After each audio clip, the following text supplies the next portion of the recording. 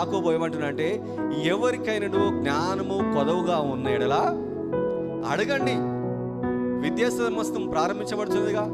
ఈ విద్యా సంవత్సరం ప్రారంభించబడక ముందుకే, దేవా నువ్వేమనాలి? నా బిడ్డలకు జ్ఞానం కావాలి తండ్రి. నేను వెళ్ళలేని మార్గాల్లో వాళ్ళకి వెళ్ళాలి. నువ్వు ఎక్కలేని స్థితిలోకి వారు ఎక్కాలి. నువ్వు ఏ విద్యా వ్యవస్థలోకి వెళ్ళలేకపోయావో ఆ విద్యా వ్యవస్థలోకి నీ బిడ్డలు వెళ్ళాలి. నువ్వు ఏ విద్యా వ్యవస్థలోకి చదవలేకపోయావో ఆ విద్యను వారు అభ్యసించాలి. ఆ విద్యను నువ్వు డాక్టర్ కాలేకపోయావా, నువ్వు ఇంజనీరింగ్ కాలేకపోయావా, నువ్వు ఒక ఉన్నతమైన విద్యను అభ్యసించలేకపోయావా?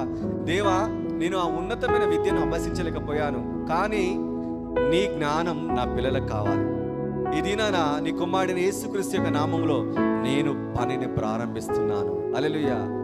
ఈ నూతన విద్యా సంవత్సరంలో నువ్వేమనాలి? దేవా, దావీదు ప్రయాసాన్ని తన మందిరంపై చూపించాడు, దేవుని మందిరంపై చూపించాడు. ఇది నీ ప్రయాసం ఎవరిపై చూపించాలంటే దేవుని మందిరంపై చూపించాలి. దేవుని మందిరం అంటే ఏంటి? నీ శరీరమే దేవుని మందిరం. హల్లెలూయా. నీ శరీరమే దేవుని మందిరము, నీ దేహమే దేవుని యొక్క ఆలయమై ఉన్నది. నువ్వు దీనిని పరిశుద్ధంగా కాపాడుకుంటే దేవుడు నీకు తోడుగా ఉంటాడు.